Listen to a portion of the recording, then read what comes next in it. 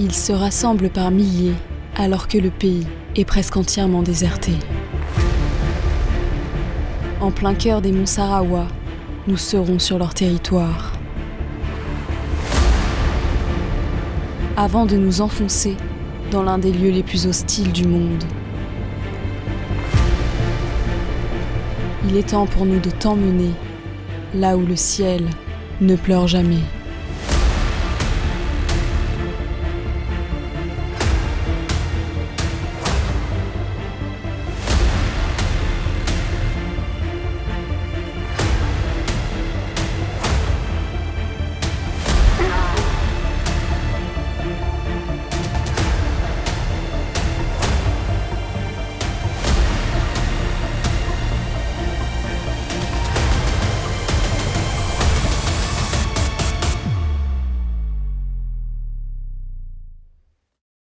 Incroyable, on est en plein milieu des monts Sarawa, on est vraiment monté haut en altitude. On pensait qu'il fallait chercher un petit peu pour voir les singes, et en fait ils sont au bord des routes et on en a déjà vu des dizaines et des dizaines, des petits, des grands. Ils sont assis sur les bas-côtés, sur les rochers. C'est trop cool, ils sont trop mignons. Donc on va essayer de trouver un endroit cool pour les filmer et les observer. C'est tellement improbable de voir ça dans un pays qu'on pense comme étant un grand désert. Effectivement il y a beaucoup de déserts, mais il y a aussi des montagnes. Là on est dans les montagnes verdoyantes. Il y a vraiment une grande diversité de paysages et du coup là on va voir des singes quoi, en Arabie Saoudite. Les monts Sarawa regorgent d'une richesse dont on ne soupçonnerait pas l'existence en Arabie. Sur leur haut plateau, nous retrouvons chameliers et dromadaires auxquels on s'est attaché et qui nous fascinent. Ce sont les grands gardiens du Moyen-Orient.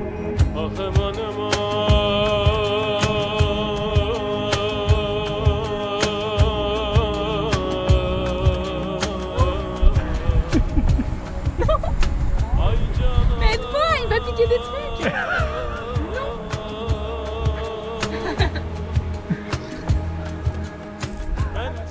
Regardez comment elle défend la cuisine. Là.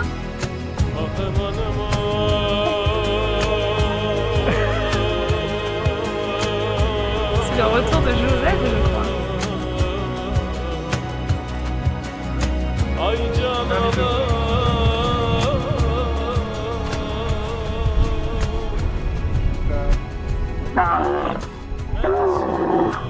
Tu lui as demandé la permission. En vrai c'est horrible, je viens de capter qu'il lui a attaché la jambe avec un fil de fer. Ok, ça va, relax. Ok.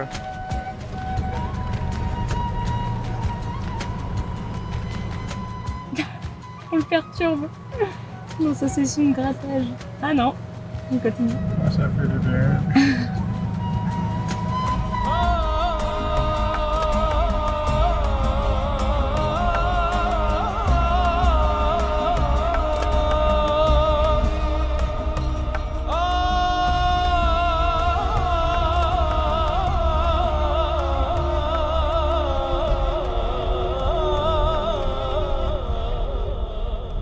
Alors Léna, J'adore.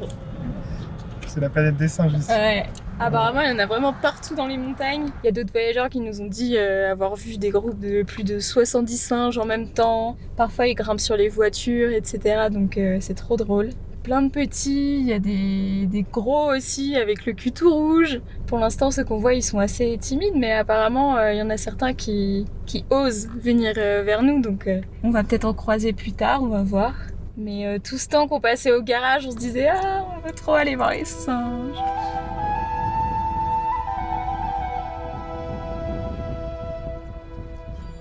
Il doit son surnom de babouin sacré à l'Égypte antique. Les Égyptiens momifiaient ces primates car ils représentaient Thoth, le dieu de la sagesse, de l'écriture et de la renaissance solaire, en associant les cris qu'ils poussaient avant le soleil levant à des acclamations qui sortiraient l'astre des ténèbres.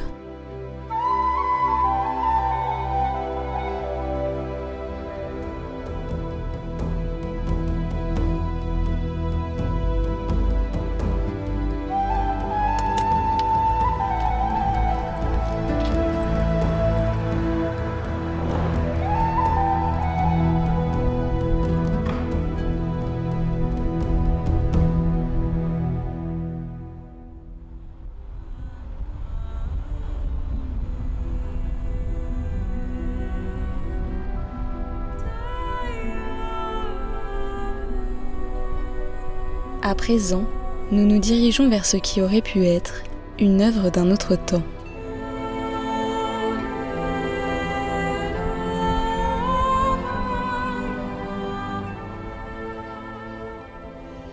Cependant, les traditions et les modes de vie que l'on pense ancestraux en Arabie Saoudite, de l'architecture vernaculaire aux légendaires bédouins, étaient largement répandus avant la découverte du pétrole sur son territoire, à la fin des années 30.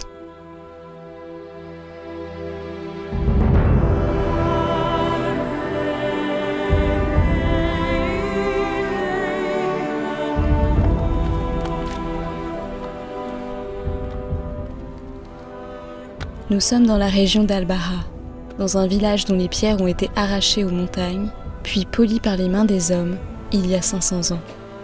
Un effort qui a résonné dans la vallée avant qu'elle ne soit abandonnée suite à la révolution agricole des années 50.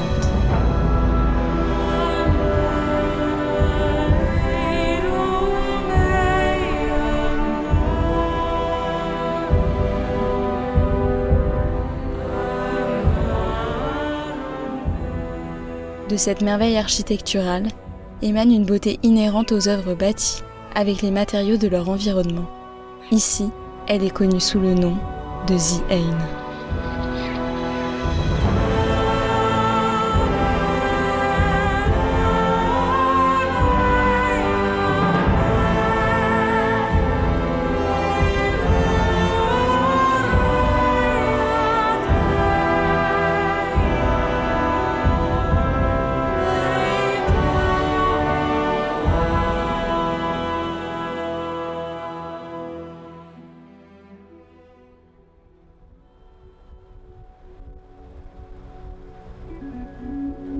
Le babouin Hamadryas vit uniquement sur les rives de la Corne de l'Afrique et dans les montagnes rocailleuses de l'Arabie et du Yémen, au bord de la mer Rouge et du golfe d'Aden.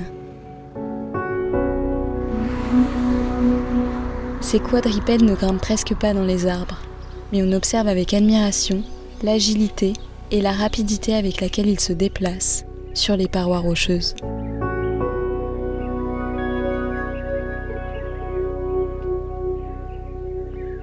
Dans les villes, on voit des singes partout, parce qu'encore une fois, il n'y a personne. Ils sont des centaines, il y a des dizaines de milliers de singes, je pense, dans ce pays, c'est incroyable. C'est trop cool à voir, mais ils sont très peureux. Dès qu'on croise leur regard, en fait, ils s'enfuient, ils poussent des cris et ils s'en vont. Donc le moment est toujours trop court, mais il y a plein de gens là qui habitent tout en haut de la montagne, à 2000 mètres. Je pense que c'est le meilleur endroit où être en Arabie Saoudite, quand il fait 50 degrés dans le reste du pays.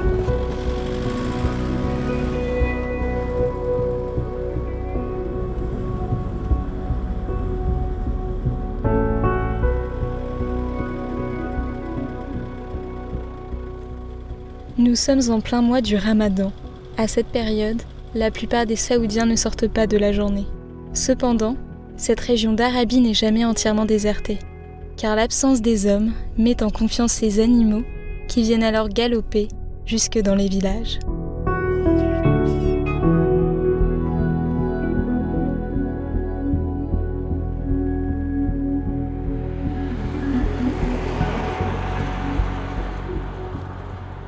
On s'est arrêté au bord de la route parce qu'on a vu un groupe de singes et il y en a plein d'autres qui arrivent. Pour la première fois, ils s'enfuient pas. Alors on prend plein de vidéos et plein de photos, ils sont trop mignons. Et c'est les papas qui sont les plus gros. À l'état sauvage, les babouins Hamadryas vivent une vingtaine d'années. Les femelles ont un pelage brun et les mâles, plus imposants, portent une grande crinière argentée. Et c'est à plus de 40 km/h que l'on peut voir partout leur postérieur nu et rose disparaître.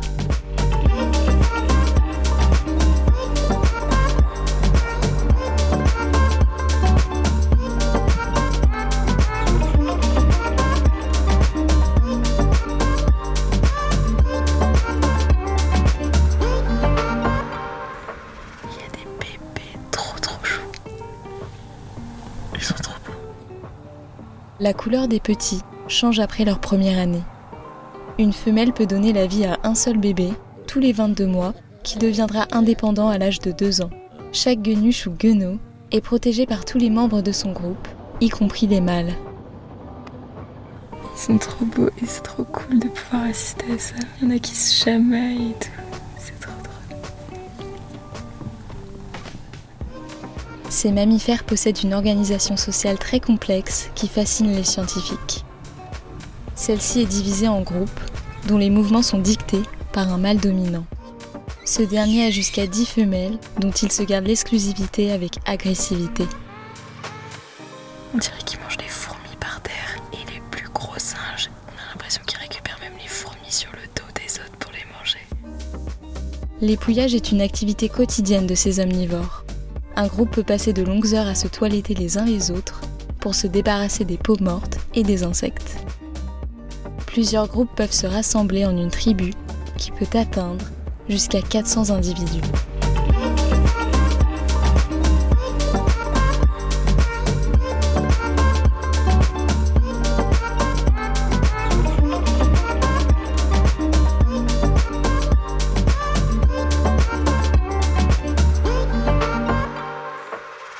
Ces primates figent notre attention.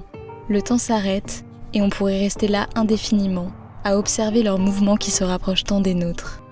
Mais notre voyage en Arabie Saoudite touche à sa fin et il est temps pour nous de traverser le désert des déserts.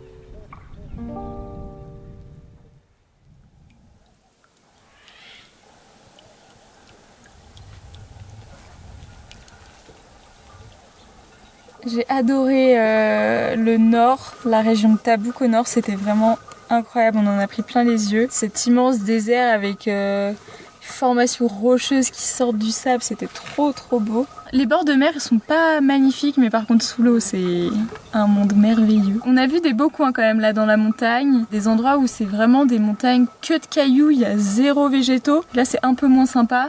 Mais quand il y a de la verdure, c'est chouette. L'Arabie Saoudite, une belle diversité des paysages. Et puis après, on va passer dans le grand désert du Kharvide et je pense qu'on va en prendre plein les yeux aussi.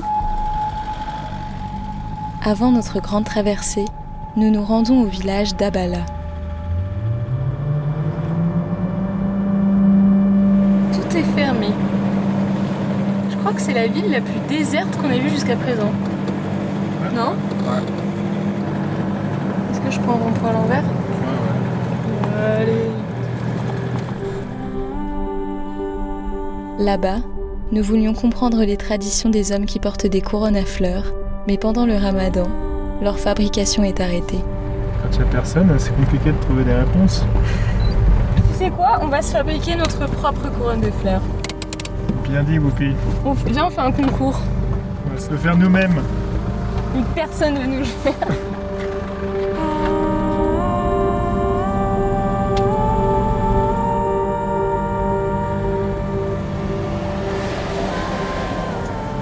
Quel âge à ton avis celui qui conduit la voiture devant ? À peu près 15 ans. On en voit plein en Arabie Saoudite. Ça nous fait trop bizarre à chaque fois. Enfin, quand on voit une voiture qui roule bizarrement ou pas très bien ou qui fait des queues de poisson et tout, on regarde et c'est un très jeune homme au volant.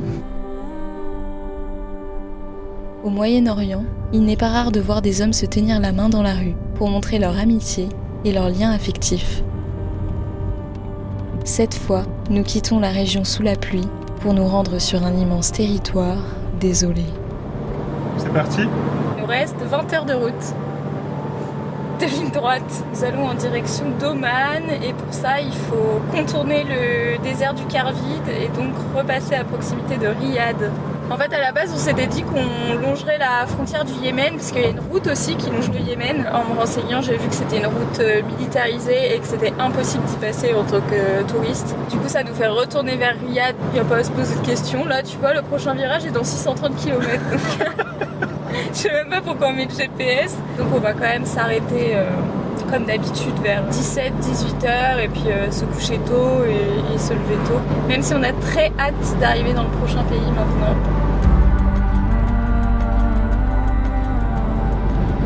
Perdu dans le brouillard de sable, nous ne voyons plus l'horizon.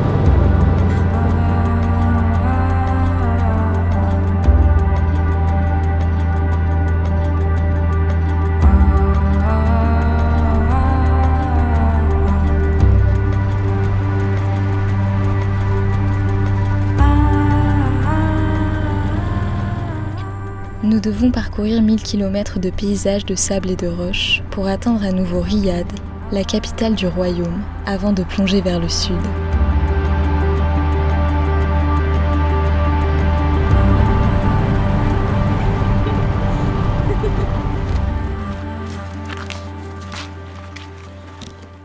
Donc on a dépassé Riyad hier.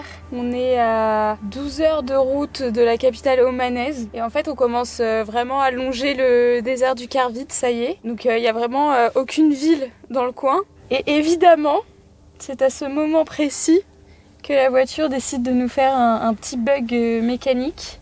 Et donc en arrivant sur le terrain, il y avait le sable là, qui fait effet tôle ondulée, donc j'ai voulu passer en mode 4x4 vitesse longue. Donc la vitesse elle semble s'être passée, sauf qu'en fait après le voyant il s'est jamais allumé sur le tableau de bord. Et ça c'est les vitesses normales, de la première à la 5e, donc ça fonctionne parfaitement. Et ça c'est complètement bloqué. Et c'est la première fois que ça nous arrive. Donc ce matin on a levé une des roues avant avec le cri pour voir si on arrivait à la tourner manuellement. Et comme on arrive à la tourner à la main, ça veut dire que la voiture elle est pas en mode 4x4, ça veut dire qu'elle est restée en mode classique. Donc c'est une bonne nouvelle, ça veut dire qu'on va quand même pouvoir reprendre la route aujourd'hui. Mais il faut qu'on trouve un garage rapidement pour réparer ce problème de 4x4. Donc on va rouler jusqu'à la première grande ville à Oman qui est à 9 heures de route. A priori à la fin de la route on passe vraiment dans le Karvit, donc il y aura des énormes dunes, ça va être magnifique. Je crois qu'on réalise pas après 1 an et demi qu'on est là quoi, en voiture.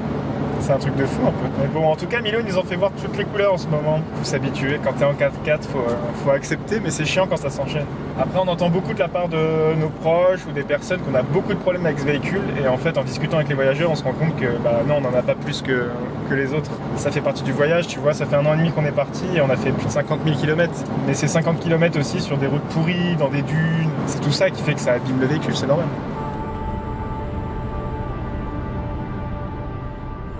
Nous entrons dans la plus grande province d'Arabie Saoudite, mais aussi la plus inhospitalière. Sa surface, qui dépasse largement celle de la France, est recouverte à 95% de désert.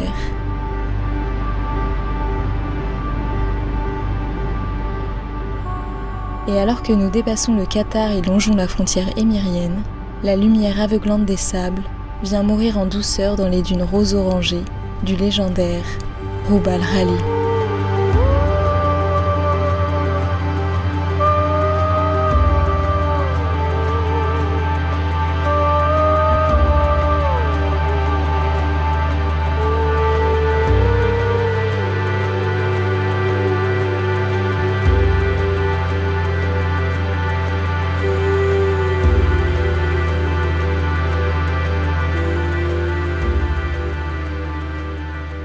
Sous cet océan de sable se trouvent de grandes réserves de pétrole. Et entre ces vagues se tient Ghawar, le plus grand champ pétrolier du monde. Et bien que le dernier lac se serait envolé il y a 800 ans, de grandes quantités d'eau souterraine ont été découvertes, mettant en évidence un passé peut-être moins inhospitalier.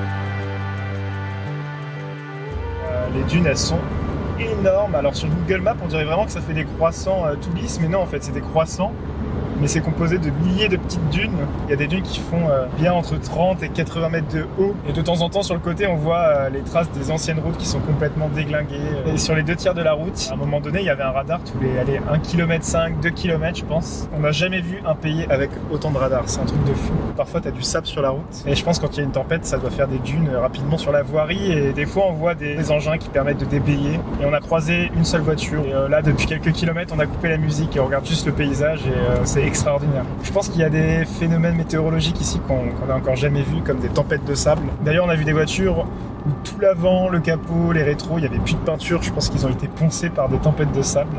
Là, il fait 31 degrés, donc c'est l'hiver, on va dire, pour ici. Parce que dans ce désert, il fait tout le temps 40, 50 degrés, les 2 tiers de l'année.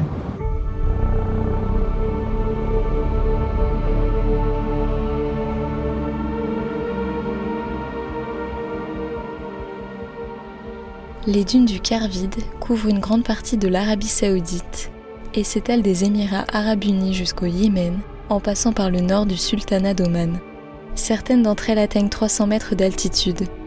Mais qu'importe leur grandeur, le vent ne sera jamais impressionné et pourra toujours les balayer en quelques heures. Ici, plusieurs années peuvent passer avec un ciel qui ne pleure jamais. On a trop hâte d'être en Oman. On a trouvé un garage pour peut-être réparer ce levier de vitesse 4x4. Le ramadan, pour une fois, va jouer en notre faveur. Son garage ouvre à 20h, il ferme à 1h du mat. Donc on va essayer d'y être à cette heure-là. Puis voilà, on aura fait 2200 km en 2 jours. C'est ça ? Les anciens disaient « Celui qui peut en sortir doit naître de nouveau », tandis que ceux qui sont à l'intérieur restent disparus. Et quelque part ici se cacheraient les ruines de la cité perdue d'Iram. Certains la surnomment l'Atlantide des sables.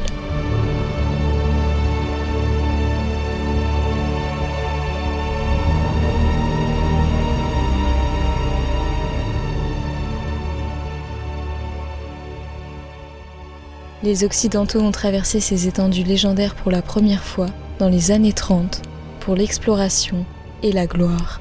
Mais les Bédouins, eux, parcouraient ces paysages de la mort depuis bien plus longtemps pour leur survie.